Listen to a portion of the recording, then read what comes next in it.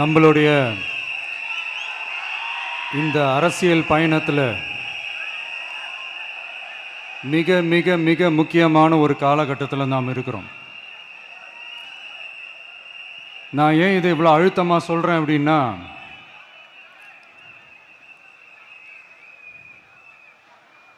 ஏதோ அழுத்தம் இருக்குமோன்னு நினைக்கிறீங்களோ? அழுத்தமா? நமக்கா?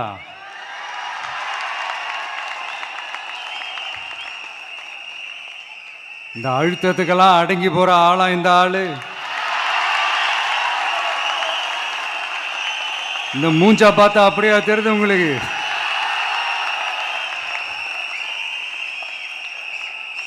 அதனால் அப்படியெல்லாம் நடக்காது. அதுவும் முக்கியமாக நம்மக்கிட்ட அதெல்லாம் நடக்கவே நடக்காது. ஆனால் அழுத்தம் இருக்குதான்னு கேட்டிங்கன்னா இருக்குது.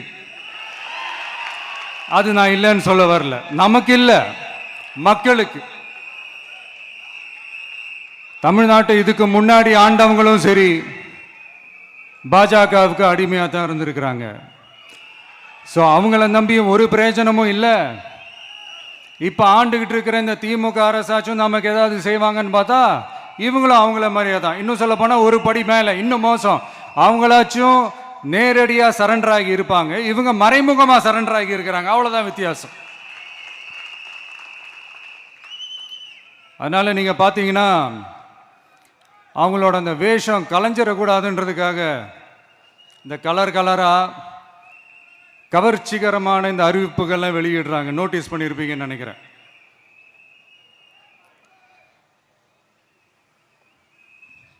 அதனால்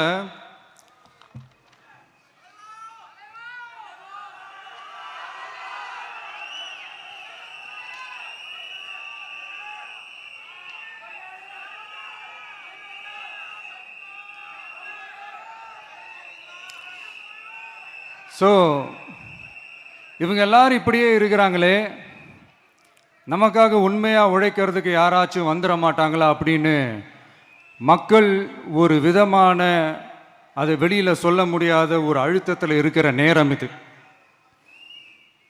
மாற்றி மாற்றி ஓட்டு போட்டு ஏமாந்து அவங்க இப்போ நம்மளை நம்புகிறாங்க. நம்மளுடைய இந்த தமிழக வெற்றி கழகத்தை இந்த விஜய் கூட நிற்பான்னு நம்புகிறாங்க.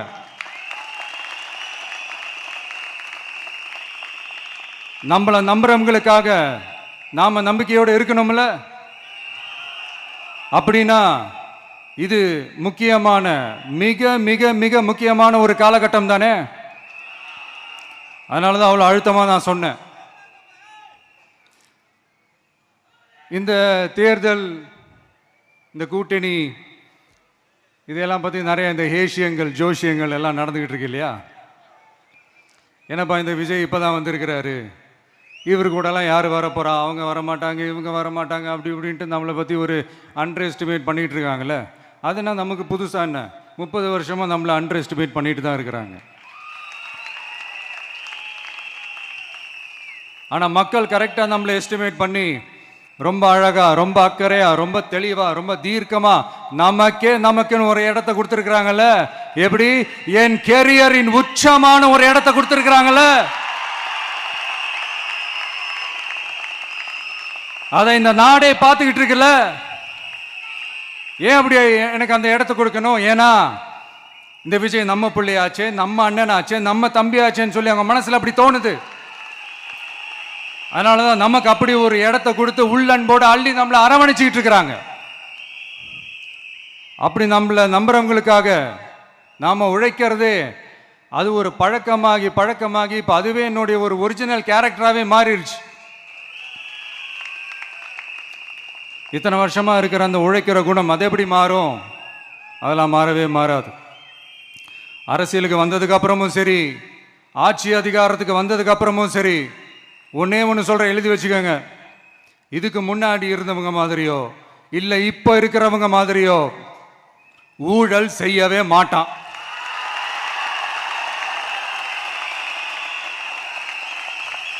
ஒரு பைசா தொட மாட்டான். எனக்கு அது அவசியமே இல்லை. புரிஞ்சுங்களா உங்களுக்கு? எனக்கு அதை தொட வேண்டிய அவசியமே இல்லை.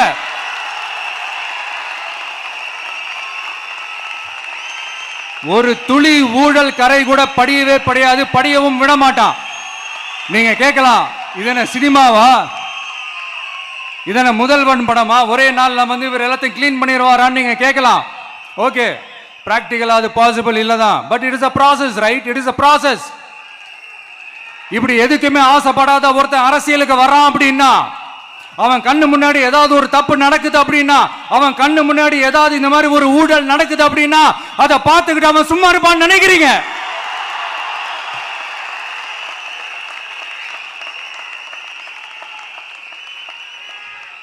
அதனால இந்த தீய சக்தியா இருக்கட்டும், இந்த ஊழல் சக்தியா இருக்கட்டும், ரெண்டு பேரும் தமிழ்நாட்டை ஆண்டவை கூடாது.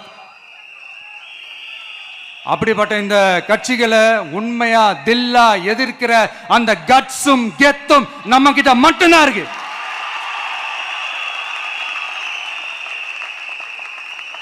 அதனால நீங்க என்ன சூழ்ச்சி நம்ம மேல பண்ணாலும், என்ன அழுத்தம் நீங்க கொடுத்தாலும், இந்த அடங்கி போறதுக்கோ, இந்த அண்டி பொழைக்கிறதுக்கோ, இல்ல இந்த அடிமையா இருக்கிறதுக்கால நாம அரசியலுக்கு வரல. என் மண்ணுக்கும் மக்களுக்கும் யார் என்ன தீங்கு செஞ்சாலும் அதை எதிர்த்து அவங்க கிட்ட இருந்து நம்ம மக்களை பாதுகாக்கிறதுக்காக தான் நம்ம அரசியலுக்கே வந்திருக்கிறோம். அண்ட் முக்கியமா தோழர்களே, மக்களுக்கு என் மேல மட்டும் நம்பிக்கை இருந்தா அது பத்தாது. என் கூட டிராவல் பண்ற என்னோட எல்லா தோழர்கள்கிட்ட அந்த நம்பிக்கை வரணும்.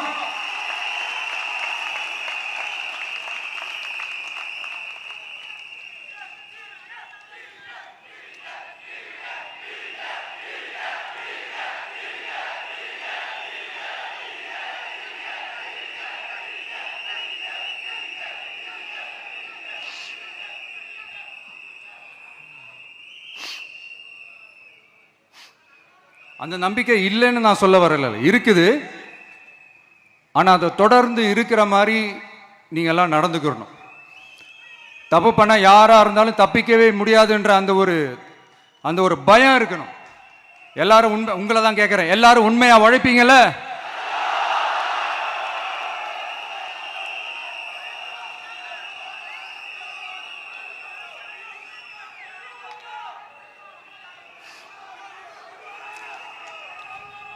யாருக்காகவும் எதுக்காகவும் நம்மளோட அரசியல்ல காம்ப்ரமைஸ் பண்ணிக்கவே கூடாது. செய்வீங்கல்ல?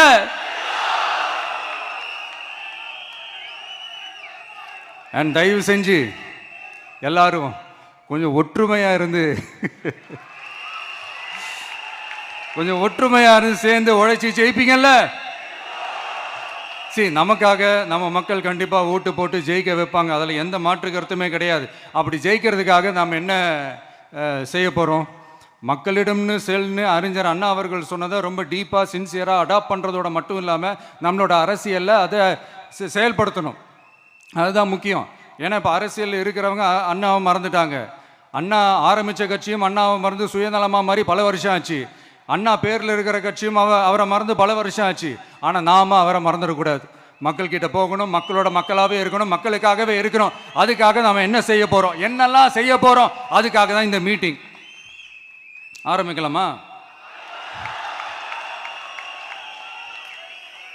இந்த ரெண்டு கட்சிகள், ஆண்டு கட்சியா இருக்கட்டும், இப்போ ஆள்ற கட்சியா இருக்கட்டும், அவங்கள பொறுத்த வரைக்கும் பூத்துனா என்ன தெரியும்ல?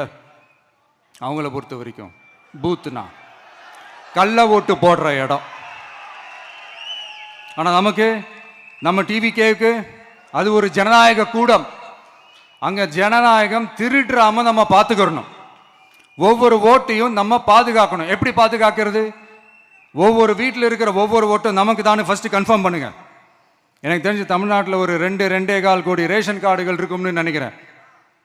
அவங்க எல்லாரும் வேற வேற எந்தெந்த கட்சியில் இருந்தாலும் கட்சி வேறுபாடு எல்லாத்தையும் தாண்டி இந்த விஜய் அவங்க வீட்டில் ஒருத்தனா வாழ்ந்துட்டு இருக்கிறான். அவங்க குடும்பத்தில் ஒருத்தனா பார்த்துக்கிட்டு இருக்கிறாங்க. அதனால இந்த கட்சி கிச்சி எல்லாத்தையும் தாண்டி இந்த விஜய் கூட நிக்கணும்னு முடிவு பண்ணிட்டாங்க. அதனால அப்படி முடிவு பண்ண அவங்கள பாதுகாப்பா பூத்துக்கு கூட்டிட்டு வாங்க. நம்மளோட இந்த விசில் சின்னத்துக்கு ஓட்டு போட வைங்க.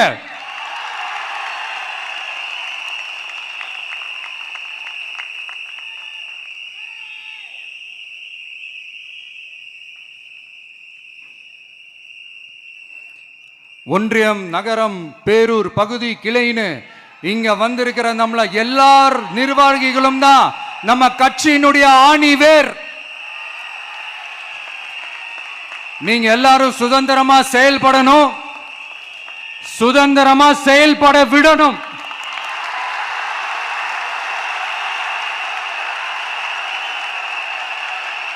நீங்க ஒவ்வொருத்தரும் எனக்கு முக்கியம்.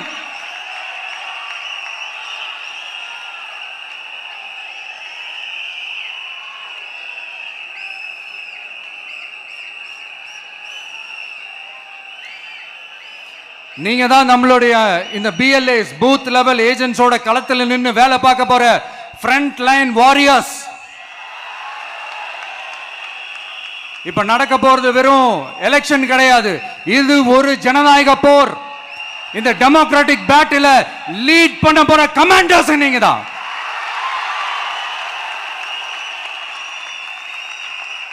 நான் ஏன் இது எவ்வளவு ஸ்ட்ரெஸ் பண்ணி சொல்றேன் அப்படின்னா, இந்த தீய சக்தி எப்படி, இந்த தீய சக்தியோட தில்லு முள்ளுலாம் உங்களுக்கே நல்லா தெரியும். முழிச்சிட்டு இருக்கும் போது முழியை தோண்டி எடுத்துட்டு போற கூட்டம். அதனால கொஞ்சம் ஜாக்கிரதையா இருக்கணும். நம்ம எலெக்ஷனுக்கு இன்னும் 3 மாசம் தான் இருக்குது, அவ்வளவு கூட இல்லைன்னு நினைக்கிறேன். இந்த 3 மாசத்துல நீங்க செய்ய போற அந்த களப்பணியில தான் நம்மளுடைய வெற்றியே இருக்குது. உங்களுக்கு இந்த விஜய் பிடிக்கும்ன்றது உண்மைனா, சத்தியம்னா, உங்களோட உழைப்புல அதை காட்டுங்க. அப்புறம் நாங்க அறிவிக்க போற வேட்பாளர்களுக்கு நீங்க உங்களுடைய முழு ஒத்துழைப்பை நீங்க கொடுக்கணும். கொடுப்பீங்க தானே?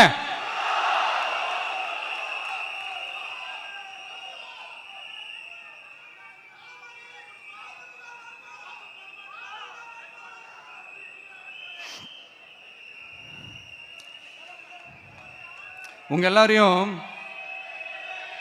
ஒரு எனர்ஜைஸ் பண்ற மாதிரி உண்மையா நடந்த ஒரு கதை ஒன்று சொல்றேன்.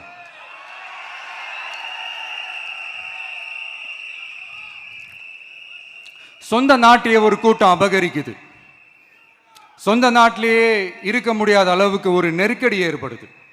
ஸோ வேற வழி இல்லாமல் அந்த நாட்டை விட்டே வெளியே போய் வேற ஒரு இடத்துக்கு போய் காடு மலை அப்படி இப்படின்னு சுற்றி மறைஞ்சு வாழ வேண்டிய ஒரு சூழ்நிலை ஏற்படுது. என்னடா இப்படியே ஓடிக்கிட்டு இருக்குமேன்னு சொல்லிட்டு தன்னோட நட்பு சக்திங்க கிட்ட பேசி ஒரு பெரும் படையை திரட்டிக்கிட்டு அதிரடியா ஒரு போரை நடத்தி அந்த நாட்டையே திருப்ப மீட் எடுத்தது யார் தெரியுமா? நம்ம கொள்கை தலைவர்களை ஒருத்தரான ராணி வேலு நாச்சியார் அவர்கள் தான்.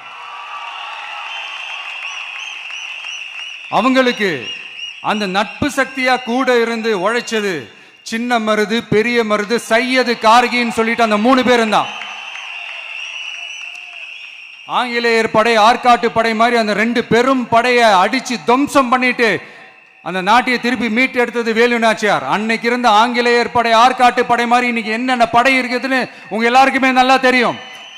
அதனால அந்த 2 படை மட்டும் இல்ல, இன்னும் எத்தனை படை வந்தாலும் எதிர்த்து நின்று ஃபேஸ் பண்றதுக்கு ஒரு நல்ல தலைமையும் இத்தனை சக்திகள் என் கூட இருக்கும் போது, இத்தனை சின்ன மருது, இத்தனை பெரிய மருது, இத்தனை சையது கார்கிகள் என் கூட இருக்கும் போது நம்ம நாட்டை நம்மளால மீட்டெடுக்க முடியாதான்னு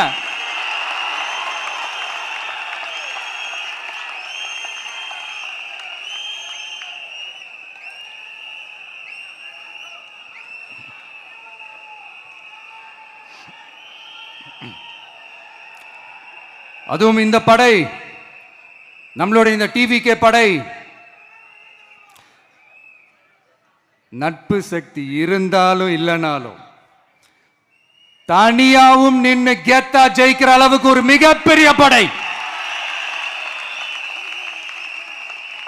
அதுலயும் ரொம்ப முக்கியமா இன்னைக்கு இந்த கூட்டத்துக்கு வரலனாலும் நான் அந்த போர்ல நடந்த அந்த கதை மாதிரி கட்ஸான குயில்கள் நிறைந்த பெண்கள் படையும் நம்மளோட இருக்கிறாங்க.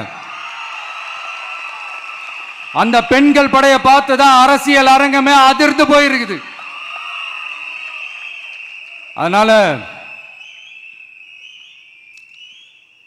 எல்லாரும் ஒரு நிமிஷம் எனக்காக எந்திரிச்சு நில்லுங்களேன் ப்ளீஸ்.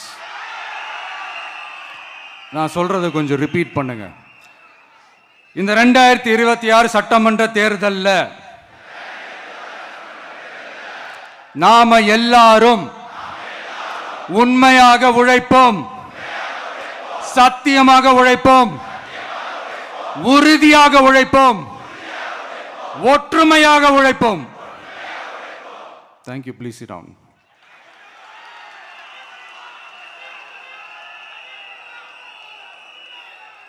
உங்களோட இந்த வார்த்தையை நான் மனப்பூர்வமா நம்புறேன். நான் ஏற்கனவே சொன்ன மாதிரி இந்த வரப்போற தேர்தல் இதுவரைக்கும் தமிழ்நாடு பார்த்திராத ஒரு வித்தியாசமான தேர்தல். நம்மளுடைய படை வரிசையும் அப்படிதான், ஒரு பவர் பேக்ட் ஃபோர்ஸ். இவ்வளவு நாள் இதை நாம மட்டும்தான் சொல்லிக்கிட்டு இருந்தோம். இப்ப கொஞ்சம் கொஞ்சமா அதை வெளியில சொல்ல ஆரம்பிக்கிறாங்க. என்னடா இந்த விஜய் கூட இருக்கிற ஃபோர்ஸை பார்த்தா சாதாரண ஃபோர்ஸ் மாதிரி தெரியல, மிலிட்ரியோட பெரிய ஃபோர்ஸா இருக்குது, வரப்போற எலெக்ஷனை கணிக்கவே முடியல, அப்படி இப்படின்னு சில குரல்கள்லாம் கேட்க ஆரம்பிக்குது. கணிக்கவே முடியலன்னு அவங்க வேணா சொல்லலாம், ஆனா மக்கள் ஆல்ரெடி கணிச்சு முடிச்சுட்டாங்க. அவங்க மனசை நல்லா புரிஞ்சு வச்சிருக்கிற நமக்கு அது நல்லாவே தெரியும். அதனால இந்த எலெக்ஷன் ரிசல்ட்டுக்கு அப்புறம் இந்த தீய சக்தி கிட்ட இருந்தோம், இந்த ஊழல்வாத அடிமை சக்தி கிட்ட இருந்தோம், தமிழ்நாட்டை மீட்டுட்டோம்னு உறுதியா அறிவிப்போம். அதுல என்ன மாற்று கருத்து கிடையாது. அதனால என் நெஞ்சில் குடியிருக்கும் தோழர்களே, தோழிகளே, உங்களோட நான் இருக்கேன், நம்மளோட நம்ம மக்கள் இருக்கிறாங்க. இதுக்கு மேல என்ன வேணும்? கான்பிடண்டா இருங்க, நல்லதே நடக்கும், வெற்றி நிச்சயம். மீண்டும் சந்திக்கும் வரை நன்றி, வணக்கம். தமிழக வெற்றி கழகத்தின் வெற்றி தலைவர், தர்மத்தாயின் தவ புதல்வன், தலைவரின் பொற்கரங்களால் ப்ளீஸ் சார், ப்ளீஸ் சார்.